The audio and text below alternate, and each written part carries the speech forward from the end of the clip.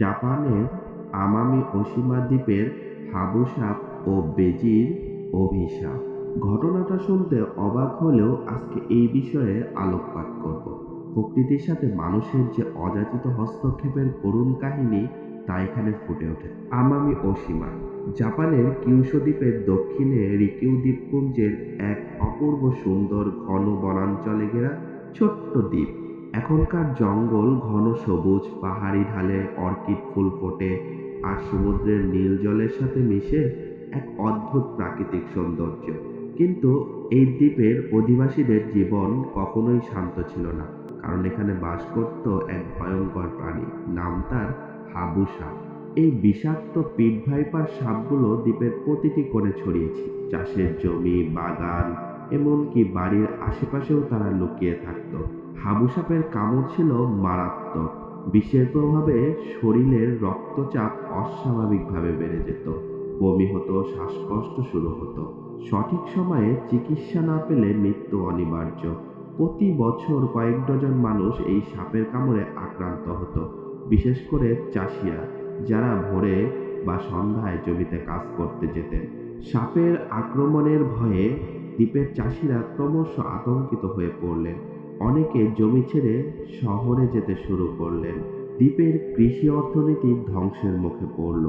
Japan সরকারের কাছে এটা বড় মাথা ব্যথার বিষয় হয়ে দাঁড়ালো। প্রথম দিকে বিজ্ঞানীরা হাবু সাপের বিষের অ্যান্টিভেনম তৈরির চেষ্টা চালালেন। অনেক গবেষণার পর সফলও হলেন, কিন্তু সমস্যার সমাধান হলো না। সাপের সংখ্যা এতটাই বেশি ছিল যে মানুষের জীবনযাপন করা অসম্ভব হয়ে উঠেছিল। তখন 1979 সালে জাপান সরকার এক অদ্ভুত সিদ্ধান্ত নিল। তারা ভারত, বাংলাদেশ, পাকিস্তান, নেপাল, ভুটানের মতো দেশ থেকে ছোট্ট ইন্ডিয়ান মঙ্গুস, যাকে বাংলায় বলা হয় বেজি, আমদানি করল। প্রায় 30টি বেজি দ্বীপে ছেড়ে দেওয়া হলো। উদ্দেশ্য ছিল সহজ: বেজিরা সাপের প্রাকৃতিক শত্রু। তারা সাপ মেরে খায়। তাদের শরীরে সাপের বিষের বিরুদ্ধে স্বাভাবিক প্রতিরোধ ক্ষমতা আছে। বিজ্ঞানীরা ভেবেছিলেন এই নেচার কন্ট্রোল পদ্ধতিতে হাবু সাপের সংখ্যা কমবে এবং ইঁদুরের উপদ্রব কমবে। প্রথম কয়েক বছর সবকিছু ঠিকঠাক চলছিল বলে মনে হলো।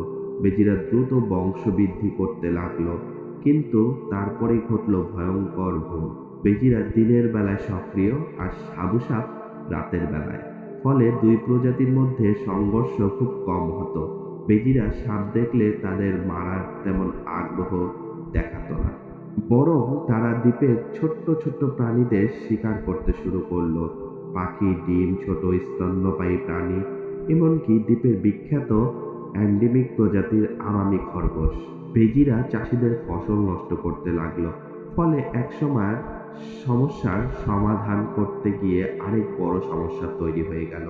1980-র দশকের শেষের দিকে দ্বীপবাসীরা লক্ষ্য করলেন, আগে যেসব প্রাণী চারপাশে দেখা যেত, ছোট পাখি, ইঁদুর শিকারী প্রাণী, এমনকি কিছু স্থানীয় সরীসৃপ, তারা হঠাৎ অদৃশ্য হয়ে যাচ্ছে।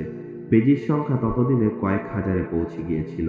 2000 সালের দিকে বিজ্ঞানীরা বুঝতে পারলেন এই বেজি দ্বীপের জীববৈচিত্র্যের জন্য মারাত্মক হুমকি হয়ে দাঁড়িয়েছে। আমামি ওশিমা ছিল ইউনেস্কো ওয়ার্ল্ডের হেরিটেজ সাইটের অংশ। এখনকার অনেক প্রাণী পৃথিবীতে আর কোথাও নেই। বেজির কারণে প্রায় 10 থেকে 15টি স্থানীয় প্রজাতি চরম বিপন্ন হয়ে পড়ল। চাষিরা আবারও আতঙ্কিত। এবার সাপ নয়, বেজির ভয়। জাপানের সরকার 2000 সালের পর থেকে এক বড় অভিযান শুরু করলো। নাম দেওয়া হলো আমামি মঙ্গুস বাস্টার্ড প্রজেক্ট। বিশেষ ট্রেনিংপ্রাপ্ত দল গঠন করা হলো। তারা ক্যামেরা ট্র্যাপ বসালো, বেজিদের চলাচলের রাস্তা চিহ্নিত করলো। প্রিয় খাবারে বিষ মিশিয়ে রাখা হলো সাবধানতার সাথে। তারা ট্রেনিংপ্রাপ্ত কুকুর দিয়ে বেজিদের খুঁজে বের করা হলো। প্রতি রাতে অভিযান চালাতো। বছরের পর বছর ধরে এই যুদ্ধ চলল। 2018 সালের 32,600-র বেশি বেজি ধরা হয়েছিল। বাকিগুলোকে বিষ দিয়ে মেরে ফেলা হলো। 2024 সালের সেপ্টেম্বরে জাপান সরকার ঘোষণা করলো আমামি ওশিমা থেকে বেজি সম্পূর্ণ নির্মূল করা হয়। এখন দ্বীপে হাবু সাপ আর ইঁদুর আবারও স্বাভাবিক সংখ্যায় ফিরে এসেছে, কিন্তু বেজিরা নেই। স্থানীয় প্রাণীরা ধীরে ধীরে পুনরুদ্ধার হচ্ছে, কিন্তু ক্ষতি যা হয়েছে তা পূরণ করা আরো সময় লাগতে পারে। এই ঘটনা থেকে আমরা একটা বড় শিক্ষা পাই। মানুষ যতই বুদ্ধিমান হোক, প্রকৃতির ভারসাম্য নিয়ে খেলা করলে পরিণাম অত্যন্ত ভয়ংকর হবে। এই দ্বীপের ছোট দ্বীপ মাত্র ৩০টি বেজি ছেড়ে দিয়ে জাপান সরকার ভেবেছিল সমস্যার সমাধান হবে, কিন্তু প্রকৃতি তার নিজস্ব নিয়মে চলে। আমরা যখন নিজেদের স্বার্থে প্রকৃতির নিয়ন্ত্রণ করতে চাই, তখন প্রায় উৎফল হয়। আমামি ওশিমা এই কাহিনী আজও সারা বিশ্বের জন্য সতর্কবার্তা। প্রকৃতির ভারসাম্য রক্ষা করা আমাদের দায়িত্ব। নষ্ট করে ফেললে তা পুনরুদ্ধার করতে কত যে কষ্ট, কত যে সময় লাগে। এই ঘটনা শুধু জাপানের নয়, সারা পৃথিবীর। আমাদের দেশের যদি কোনো প্রজাতির অন্য জায়গায় নিয়ে যাওয়া হয়, তাহলে একই ভুল হতে পারে। তাই মনে রাখতে হবে প্রকৃতি তার নিজের ছন্দে চলুক। আমরা শুধু তার সাথে সহাবস্থান করব, তাকে নিয়ন্ত্রণ করার চেষ্টা করব না। ধন্যবাদ সবাইকে।